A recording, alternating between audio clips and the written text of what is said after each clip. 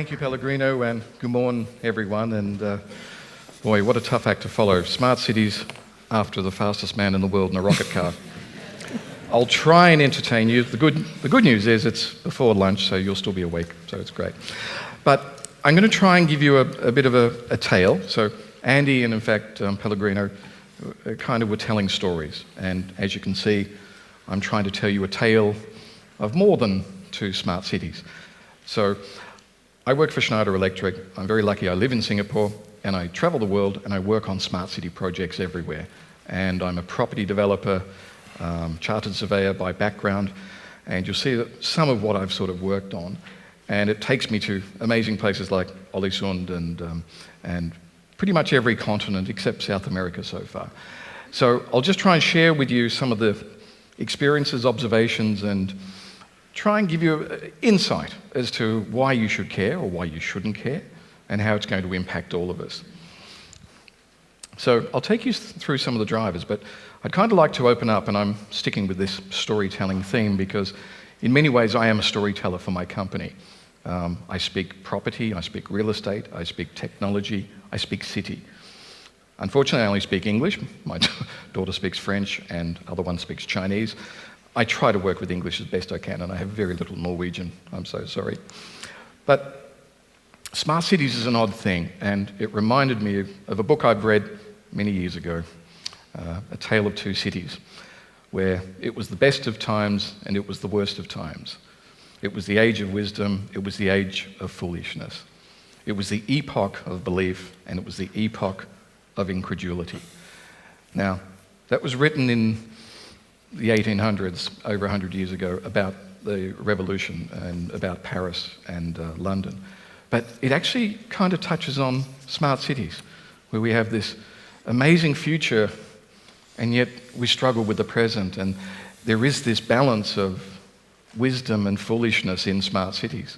And it's not always smart, even though the term is, of course, smart. Now, this will be slightly interactive. I don't have any prizes to give away or anything, but I will ask you a couple of questions here or there. And I guess the first one I'm going to ask you is, in a sense, how important, well, not important, but how topical are smart cities? Now, back in 2011, if you did a Google search for smart cities, you would see a result of around 375,000 references to smart cities. Then go forward another year, and it grew up to 9 million.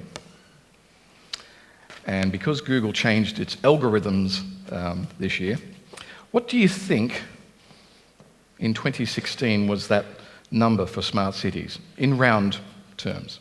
You're allowed to yell out a number, and if you don't, that's okay. But does anyone have any thought what that number might be for 2016?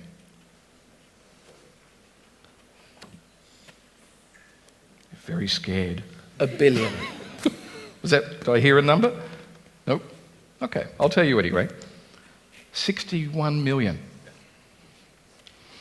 So smart cities is very topical. Strangely, if you type that now, it's 15 million. But back then it was 61 million. So everyone, well, not everyone, but a lot of people are very interested in it. And the reason is $88 billion in smart city revenue is predicted by Navigant in 2025. That's a lot of money. So everyone is kind of saying, well, hey, we've got to get into this smart city thing. It's topical, it's got money. We've got to chase the money. So all the big IT companies around the world, my own included, that's Schneider, are basically getting into this because they're following the money, and that's fair enough. At the government level, the governments are basically doing it for two reasons. One, to attract jobs, economic development, and the other one, to improve quality of service and quality of life in a city. And in fact, in many ways, there are 1,000 definitions of smart cities. The one I tend to kind of favour is doing more with less with a bit of technology. So if you can use a little bit of technology to save you building a road, that's a very clear example of saving on the concrete, because the road is much more expensive than a little bit of technology. So it's all about doing more with less. So the governments around the world, the cities, the states, the regional authorities, the federal governments, they're all getting into it. I'm from Australia, I'm from Melbourne originally. There is now a smart city plan for Australia. The English government has a minister of cities, so does the Australian. Many federal governments are getting into cities, as well as the cities themselves. And if you look at India, for example, and I do a lot of work in India, they have announced a 100 smart cities program. And that's a picture on the right there of the Indian Prime Minister in Abu Dhabi, which I'll get to, where I used to work for the Abu Dhabi government. And he's sitting in a futuristic personal rapid transit car. And he's there because he's talking about smart cities and probably trying to raise some money for the projects in India, because 100 smart cities in India, that's quite a scale. So public sector is getting involved, private sector is getting involved. And a couple of years ago, and you can tell I do Google searches a lot here, I did an image search on Google for Smart Cities Asia, and that was the picture I got. Now, most of those cities have really not actually been built. So it's, in a sense, lovely architectural images of the future. And I literally did the same search last week. I don't have the exact date on that one, but I think it's about 2 or 3 years old. And the same search got that result, which kind of fascinated me, because if you look at the two pictures, there's quite a difference. Same search terms, but completely different set. What you actually see on the second image last week, it's all conferences. It's all about talking about smart cities. So I found it very, very interesting that 2 or 3 years ago, smart cities got you the images of the planned cities, most of which never went ahead. Whereas now, the same thing gets you a conference. It's very, very interesting. And that's why I'm saying it's very topical. And everyone's got a role in this. And one of the reasons, though, it's been so topical and so provoking, and people are getting right into it at so many levels, is because of the big megatrends. And everyone talks about the megatrends, and they're true, which is the urbanisation, digitisation, and industrialisation. All of this is putting pressure on the infrastructure of cities, and in particular, energy. And obviously I work for an energy company, so for us it's very top of mind, but it's one of those areas that everybody talks about but then misses a few things. And it's very topical from the point of view of we all demand energy and we want energy in our smart cities, and we deem it to be, a basic human right. But we know that the way we're doing it at the moment is really unsustainable. And that's Jökulsson, I think Jökull, in Iceland. That's where, it's one of the melting glaciers, and I'll be seeing yours next week. It's really happening. And the problem is because our world is built around cities, which are built around buildings. And our buildings consume 33% of the world's energy. And that's expected to increase by 80% by 2040. So we're kind of, using way too much. And in theory, a smart city is meant to take that into account. But quite frankly, a lot of the time, it's not taken into account. So in my company, because we work on energy projects in every part of the city, we're kind of very conscious of this, and so we see this. But what a lot of people don't see is the hidden energy use in cities, which is driving a lot of this. So we know that we have a city grid, and then there's data centres, and there's us in the middle. According to one study, a single TV, and this is a 2013 US study, so that's why the term set-top box is slightly out of date now, but a set-top box on a TV, or in fact a TV, now uses as much power as a fridge, as a refrigerator. And in fact, I think you'll be appalled by the next one. The next stat is really bad. So imagine that's the smartphone. Our little smartphone with power from all the way from the phone all the way back to the data center and back, if it's only watching one YouTube video a week, it's using twice the power of a refrigerator. And in fact, I tend to put into another perspective, which is that we are being sold a lot of devices and apps and everything so that we can monitor our fridge and monitor all sorts of things which consume electricity and energy. And yet, the act of monitoring may be actually using more power than the thing we're monitoring. Why would you? You've got six devices to monitor your fridge. It's kind of nuts. And that's where smart cities aren't always smart. But notwithstanding, the innovation in smart cities is happening, and the talk is happening, and the talk is leading to things. And so things are actually moving and progressing. Is it even? Is it balanced? Probably not, but nothing ever is. It would be nice if it was. But because of that, we're seeing disruption in the way cities are actually operating and being used. So we'll actually see in the future real estate, buildings, the built environment, which is the fabric of a city, is going to change. The urban form will change. I used to speak every 6 months with a property developer in Asia who worked across the world, and he was always basically saying, how do I make sure my shopping centres and my office buildings are not dinosaurs? How do I future-proof concrete? And it's very hard because the jury is still out in a way on what will technology do to us. You know, we're still going to drink coffee, we're still going to eat food, we're still going to want to walk out, hike in the mountains, etc. How will that impact, though, the way we work and live, and then the nature of assets? Because one of the hidden factors of cities is that real estate is 80% of the value of most cities. So the minute you start to have a change to the way real estate is actually functioning, so what if we all start working from home?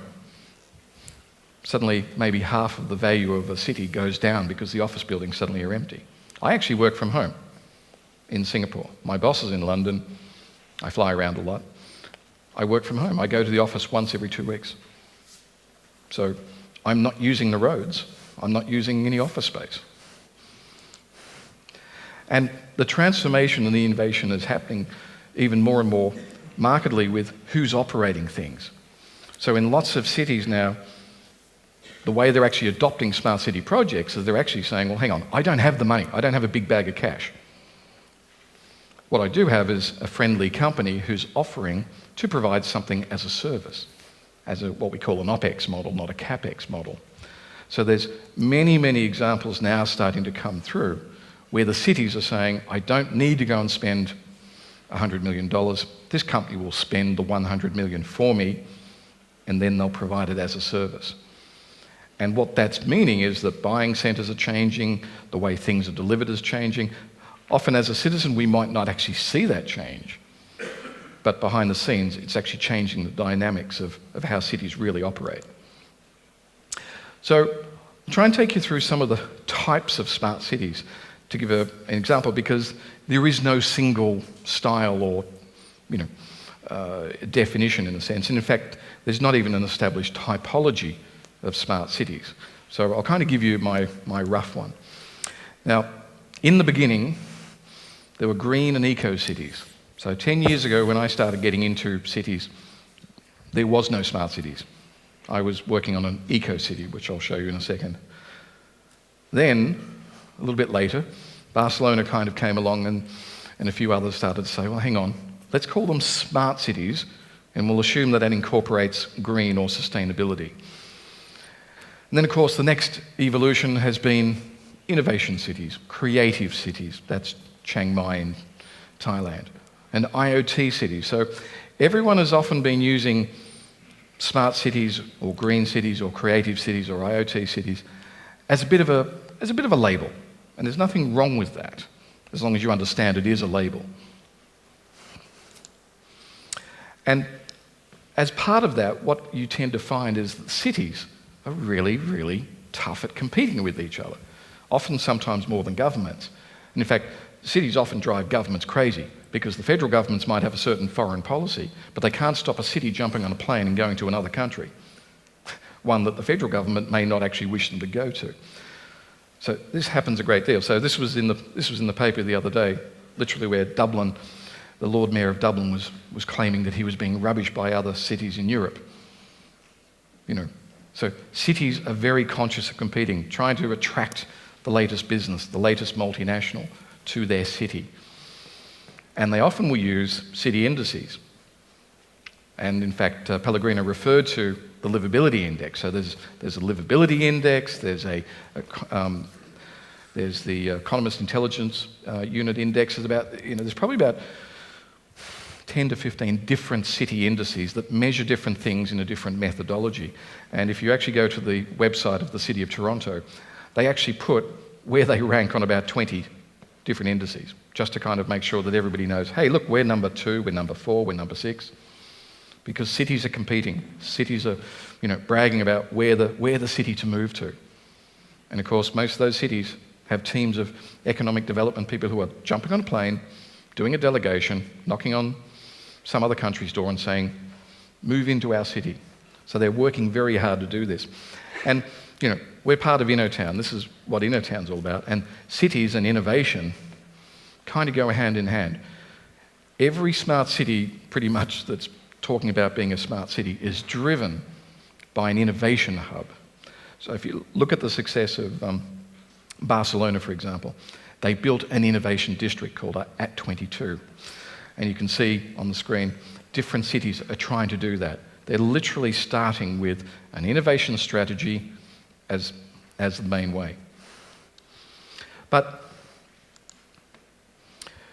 the reality and the vision are kind of different. So the reality is, well, not every city is, that's Penang in Malaysia. Not every city is like that, exactly. But the point is, cities are trying to move from what they were to what they would like to be. And obviously that's Singapore on the right. Everybody kind of wants to be smart Singapore and move from there to there. But moving from reality to vision is not easy, because around the world, cities are complex. They are made up of a series of stakeholders where you have policymakers, regulators, developers of assets, owners of assets, operators of assets, and they don't all play nice. Sometimes they're all on the same side, and other times they're not. Sometimes they're public sector all the way, other times they're a mixture of public and private. And effectively, this is what creates this tension and confusion in cities, which is this confusion between government and private sector. How do they play together? And to make it even more complex, when things are being built and things are being designed, you have another set of sort of stakeholders or people who are doing the things, such as the engineers, the designers, and they're all kind of working in trying to put their own vision to something else. So you've just got this massive complexity. And most cities try to have a vision, and it'll be smart energy and smart water and smart transport and smart buildings, smart public service. And they say, okay, here's my vision. Here's what I want my city to be. It's a big, big policy statement. But what they've got to try and do is make it the centre of focus of often property developers and people in the private sector who may not actually have the same vision and may not be going in the same direction because their motives for operating are quite different. And what that tends to lead to is confusion. When I was in Abu Dhabi, I had all these different technology companies coming to me, and I was like that girl there. I was totally confused. I had no idea what they were talking about. My head was spinning, and they were just kind of coming in and saying, yeah. It's really hard. And in fact, the hardest thing is when you hear them all correctly, because then they start to sound the same. And you actually don't know what the difference is between any of them, because you start to hear the same words. So what it means is there's confusion, partly because every city is unique. There is no kind of template. There's no kind of model that you pick up and you say, bang, that's what we're going to adopt. People talk about the Singapore model and all sorts of models, but you can't replicate it easily. It's all bespoke. So there is no single approach to be smart. But I'll show you some of the approaches that are being used. So from a greenfield point of view, from a new city point of view, this is Masdar City in Abu Dhabi, which I was lucky enough to work on 10 years ago. This is an example of a greenfield project. It's aspirational. Andy was talking about the dynamic of why they were doing the car, and it's aspirational. There's been a lot of smart city projects I've seen around the world where the government has kick-started it to be aspirational, to give the people something to say, wow, we're proud of this is going to be fantastic. So that's a normal way of leading these things. They're also very tech-focused or design-focused. The two tend to go hand in hand, but they're normally going to be wow kind of stuff. And as I said, government always leads this. Private sector does not do this. Private sector is very risk-adverse when it comes to property development. They want to kind of come in after the government has ploughed the way. There's often, in these projects, not enough emphasis, which we'll get to, on business models or on the real estate focus. Now, with Masdar City, that was a $20 billion US smart city project I worked on. It was meant to be zero carbon, 5 million square metres of buildings, and 100,000 people. It would create its own energy, capture its own water. It would be like a fully functioning city. Unfortunately, for many, many different all sorts of reasons, including global financial crisis, it never kind of eventuated the way it was originally envisaged. It's still operating today, and it has its little, on the right-hand side, its little PRT system with 12 different personal rapid transit autonomous cars. So they're basically 10 years old now. So autonomous, it's a different type of car because it's not a personal car. You don't own it, you just kind of borrow it.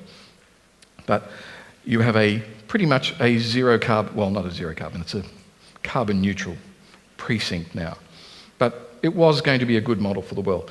But this is pretty common around the world for how a smart green city gets started in every part of the world. Now, some will start and stop, some will start and never go anywhere, and some won't start. So the jury, in a way, is still out globally on a lot of the new big smart cities. And if you think about it, really, most smart city projects around the world are not cities. They're really precincts. They're really kind of a new development on the edge of an existing city. So this is an example in India. So there is a city called Raipur in India, and there is a region next to it called Naya Raipur, which means new Raipur in Hindi. And they're making a big statement with a smart city project, and we've been involved with that. And it's been a very interesting way that they've done it. But it's been in a classic development kind of scenario where there's a development authority that's got money from the regional government, and they're basically saying, we're going to make a better part of our new city. It's going to attract business, it's going to attract people, and it will be aspirational. And there is 100 of those cities developing in India like that, in different ways, because each city is different, each state is different. If you know anything about India, you know, it's very much dominated by regional and local governments, having lots of different power. So the uniformity is perhaps not what you would see in this country. But the point is, they're trying hard to do it because they have to try hard, because there are 300 million people living in India without energy. In fact, I saw a documentary where they showed that the diesel generators on the rooftops in India are enough to power the country of Australia, which is a country of 22 million people. So just the diesel generators on the rooftops, which are pumping out all the gas, that's a lot of diesel. And that's because their electricity, their grid system is just not there yet. So from an existing city, so that was greenfield. Brownfield cities, as we call them, are existing cities. They take a different approach. It's often a bit more bottom-up, where the citizens get involved, especially with apps and doing things, you know, with transport apps to make mobility much better. It's also very regeneration focused. So London had the Olympic Games. They used that as a regeneration of infrastructure. Same in Brazil. Many cities around the world will use a sporting event to bring a smart city precinct up. Again, they will do it all about attracting jobs, foreign direct investment, and as I mentioned, Barcelona's done a very good job with a precinct of saying, this is smart at 22, come and move in. And they've done very well. Quality of service again, and also they're very focused, the brownfield cities, on a roadmap. Although I shouldn't say all of them, some of them are. So if you look at Singapore, where I live and I do work with the Singapore government, they're very focused. So they announced a Smart Nation program. Unlike a lot of countries, what they did is they set up a project management office. So it actually provides oversight. It does not tell the Transport Authority what to do. It actually asks a question. What are you doing? What's your latest smart thing? Give me a report. And so they actually provide this oversight and they collate all this information. And it works. So it's a very cross-government agency approach. Being a city-state makes it a lot easier. Difficult in other jurisdictions with federal, state and local governments to get everyone working nicely. But it does work. And then across the island, they're making sure lots of R&D, lots of projects, lots of pilots, lots of sharing. They do a lot of, they actually probably belong to nearly every smart city group around the world. And they actively involve themselves with that. So they're very cooperative, they're very forward-thinking, and they're successfully doing that to keep the economic growth going. So my company, for example, has 2,000 staff just in Singapore. And it's because of a lot of the government initiatives that Singapore have done. And then if you come over to Europe, Amsterdam, a city of innovation, 2016. So again, back to innovation. And they do it almost in a similar way. They don't have the governance structure, they don't have the, that whole vision, but they're doing it in a different sort of fashion. But at the end of the day, they're still doing lots of projects, they're still incentivizing companies, they're providing a technology backbone with the fibre to the home. So they're very forward-thinking. And what's interesting with them is that they do seem to have a willingness to fail with their projects. Not every city will do that. In fact, most don't. And the CTO, my old friend, and I can never get his name right, Herr Baron. I'm Scottish DNA, but I can't do that properly. Anyway, one of his really good quotes is that smart city projects, or working on smart cities, it's like art. It's the context. It's not the art, it's actually the context. And that's really true, because the world is littered with smart city projects which have failed, in a sense. They've done it, but it's gone nowhere, because the context wasn't right. They might have built something, you look at it and say, wow, that's fabulous. And you walk away. So the context is the most important thing. Now, this popped up just a couple of days ago. The mayor of Pittsburgh is having a fight with Uber, because Uber was promising to do all sorts of things with driverless cars and R&D and everything. So the mayor, of course, like most mayors, went chasing the multinational. Oh, R&D, jobs, blah, blah, blah. Well, it didn't quite work out that way. So the expectations were different, clearly, on both sides.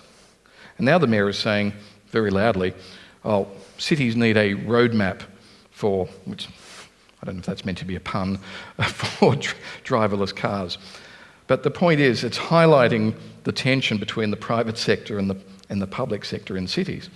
And around the same time, it was interesting that a chap from the National Association of Counties in America said something that really resonated for me, which is, people are moving from, let's build an industrial park and hope that somebody locates here, to what's our competitive advantage and how do we leverage it? Now, Masdar City was kind of, let's build a tech city in the middle of Abu Dhabi and hope they'll come. And if you remember the movie The Field of Dreams, if you build it, they will come. It's that kind of thing. And cities have been relying on this approach. Let's do something cool and funky and we'll assume that everybody comes in. It doesn't happen. And in fact, often they commission reports from very highly paid consultants who then pick up the phone and ring 20 multinationals and say, will you move into this new city? And the multinationals say, and the guy who's on the phone is the sales leader, sure, no problem, I'll be there. They never go there, but they tell the consultants they will, and then the consultants tell the governments, Oh yeah, this project will work. Doesn't always happen. And one of the problems that the smart cities have with that whole technology roadmap is that because they've got all those different companies saying this is what you need to do, it gets very confusing. And so they often will go say, oh yeah, we need to go and do this, this and this first. And they forget the fundamentals. So from my perspective, and I'm an old real estate developer, it's kind of like, no, you've got to get your OT first, your operating technologies. You've got to make everything work. There's not much point worrying about big data if there's no energy or power or water in the city. And there's very few cities that have actually got what I would say are optimized city systems. Nearly every city system that you go to anywhere in the world, you will find the person in charge of it who says, oh, yeah, I'd like to update it. There's lots of countries where their sewers are 100+ years old and really in need of work. So you can't actually say that they're up to date. So in a really good smart city approach, you need to build this foundation and get things right at the bottom before you then go up. And there are some nice examples of this. So in Amsterdam, you've got the greenest building in the world called The Edge, where they went and put all the operating technology into the building. It's all connected, it's all hardwired, in a sense. It's not just big data. But then the tenant, which is Deloitte's, is literally sucking all that data out and doing analytics. So you've got this lovely combination of OT and IT, which in my opinion equals big data. You can't just have big data without the OT. And similarly in Germany, there's another project where they're doing the same sort of an approach. It's an office park, an innovation hub for clean energy. So the German federal government's involved, Schneider's involved, Cisco's involved, all sorts of different companies are involved, the T-Bahn, all sorts of things, and they're running around and they're basically playing with mobility, playing with stuff, and they're actually innovating, and it's a true living lab approach. And this is the innovation hub that everybody wants to have in every city. And it can be done. You just got to put all the ducks in a line, in a sense. So, coming back to a summary point of view there, I guess, what are the issues of smart cities generally? Well, it's still new. I know I've been doing it for 10 years, so it feels old for me, but it's still new and complex, and it's very unclear to a lot of people. There's still a lack of experience in government. Barcelona is one of the more famous smart cities in the world. It only had 3 people working on the smart city team out of 3,000 staff. So cities don't actually have the luxury of teams of people dreaming about the future. Often cities are too much design-led or vision-led. They're just not practical. Like that image I showed you where all the cities just have not been built. Lack of long-term planning, obviously, in lots of other jurisdictions, probably not here, I'm guessing, where government says, I'm being re-elected next year, let's get something quick for the next 12 months. Utilities and infrastructure. Real estate developers have no idea generally about infrastructure. So the complexity of smart cities, where you've got everything working together, makes it hard. One of the other ones, real estate fundamentals ignored. I looked at a project in Korea, Southwest Korea, 3 hours from the city. The project never went ahead because it was 3.5 hours out of the city, in the middle of nowhere. It was very difficult to make a project like that stack up from a fundamental real estate perspective. And does anyone know, I'm going to see if I can get one response before I finish. Yes, he's going to do it again. PPP, does anyone know what PPP means? Private-public partnership? I'm sorry, you're incorrect. Anyone else? Yes? Close, but no cigar. At least I've got 2 responses here. I got 4 in Finland last year where I was told to get no responses. So unless I get 2 more, I'm getting less than I got in Hämeenlinna in November. PPP actually means government has no money. That's what it means. Sorry, John. Nice try, though. Quite seriously, I had an executive at one multinational I used to work for, which wasn't my current one, so it's easy to work out, who said, can we come up with a PP model where we don't pay? I said, no, cannot be done. So governments over-rely on PPP. There's a lot of talk. PPPs are great, don't get me wrong. But the problem is they take time. You end up with the World Bank, IFC, and all these other instrumentalities who will take time to do things.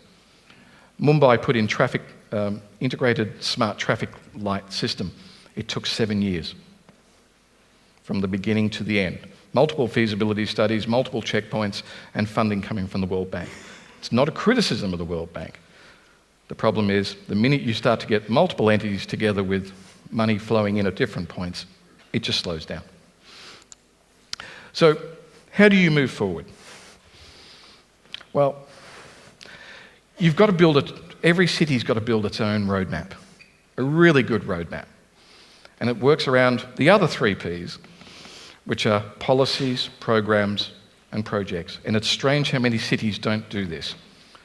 You just put in the policies, that defines your programs, and then you have your projects. And that will then start to move the needle. And the successful cities are doing that. But there's a lot of cities who are just being rather ad hoc. Focus on business partnerships and alliances. If the city has no clear understanding of how it's going to partner, how it's going to build the alliances, how it's going to do the business models, that roadmap won't happen, because the roadmap is just technology. In fact, the technology is the easy bit. It's the roadmap with the business models and the partnership models that's the tricky part. You've got to make the OT layer fundamental. If you don't, you're skipping everything and going straight to the top, and you'll slide back down, almost in a snakes and ladders context. And if you can try and get that marriage of OT, operating technology, IT, information technology, plus IoT, Internet of Everything, of things, that will give you the big data, and that will unlock the future. Now, on an end note, and that's some city somewhere I've seen before, I'm just trying to remember where that is. I'm part of a group called United for Smart Cities, which is a UN-funded group and everything. And Carrie Ike, who's in the audience, who's a local from Aalesund. So we kind of like to leave on a note that it would be lovely one day if the city of Aalesund got involved with United for Smart Cities, which is a terrific group. And I'm biased because I'm involved with it. So I will admit bias there. But it is important, as I say, because most cities around the world, as I said, they work on alliance structures, knowledge sharing, and capacity building, and it's very important to be in the right groups and sort of be part of that. So on that note, I'd like to finish my tale and say thank you very much, and it's really a pleasure to be here. So, tak.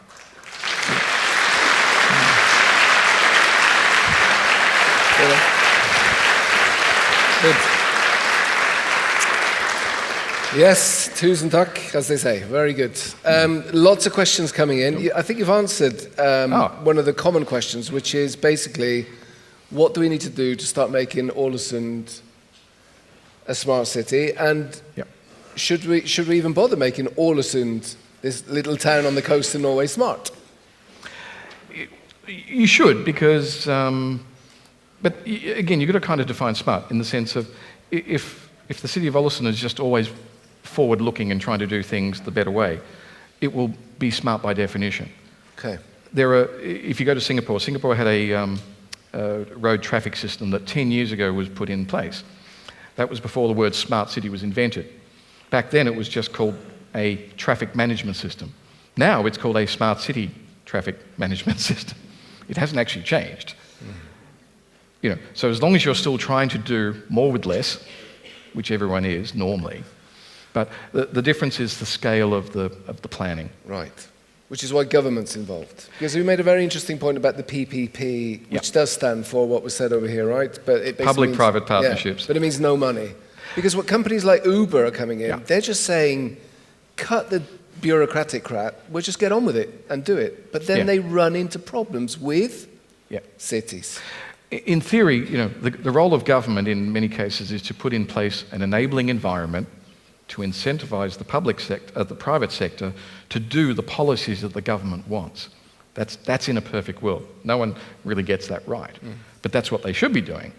the minute they let Uber in without having the right framework. And that's why Uber is described as an OTT, an over-the-top player. They go over the top of existing frameworks.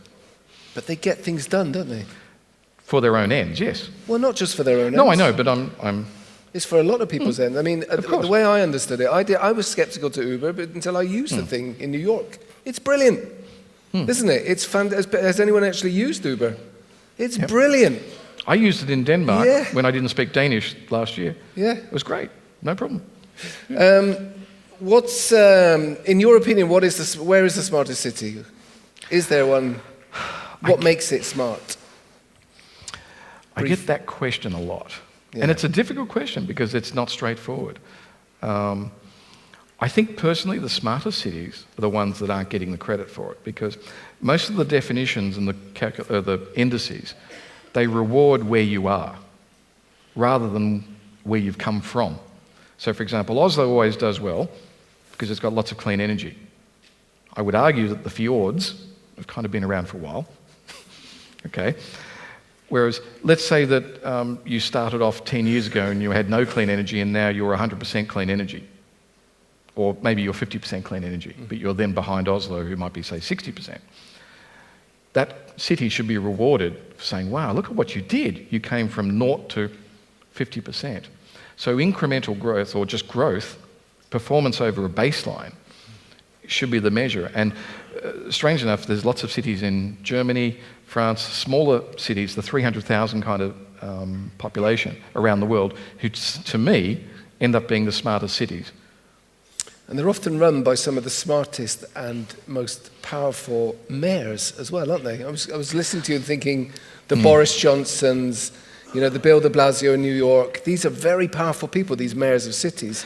Are we moving basically towards a city-state or some kind of city? Yes and no, because it depends on the jurisdiction whether the city's got power over certain things. Many cities don't have power over transport. But from a mayoral point of view, the best example is Curitiba in South America, where the mayor many years ago stopped cars coming in and cleaned up the whole city and made massive changes. But it was all by dynamic leadership. I actually worked with University College London. They have a city leadership program that just simply focuses on leadership in cities and the impact that leadership has versus anything else. Exactly. I had a comment here. It's not. I don't think it's meant as a criticism. It says, I've been in Singapore many times and I can't see any signs of it being a smart city. I don't think it's meant as a criticism. Is it the fact that, like you said, it's happening behind the scenes? We don't actually see what makes our city smart. What everyone probably didn't realise is that most of the tap water and the shower water is recycled water.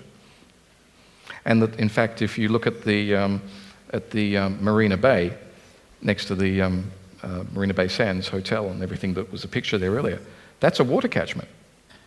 That's part of water treatment. So there is a lot of behind-the-scenes stuff in Singapore. But I would say one thing and I guess if you're not driving there, you don't see it. For 10 years, Singapore's had a smart card on the window that you can use as a debit card to parking, tollways, everything. You can take it out, catch a train, buy food with it. Most cities don't have anything like that. You still got to go and tap onto a screen, put a ticket in and out of a machine. Yeah. So there is a lot of infrastructure that is very smart there, and it's getting smarter. And it sounds more and more to me as if we're looking as much. It's not just a technological challenge. This is a cultural challenge, isn't it? We've lived in cities for millennia, and suddenly we're being asked to think completely different about what a city actually is. Yeah. And I think you even said that smart cities are not really cities. You said they're kind of precincts. Yeah, the smarter ones are normally just tacked on the edge. Yeah. Because it's hard to change a whole city from scratch. Absolutely. Yeah. Fantastic, Gordon. It's really great. You're going to be around all day, aren't you? So if you want questions, you just approach Gordon and ask him the questions. Keep writing. They're brilliant. We haven't got time to do all of them, obviously, but it's really good to get these questions and hear your thoughts there. A big round of applause to Gordon Falconer. Well done. Great. Thank you. Thank you very much. Thank you. Well done.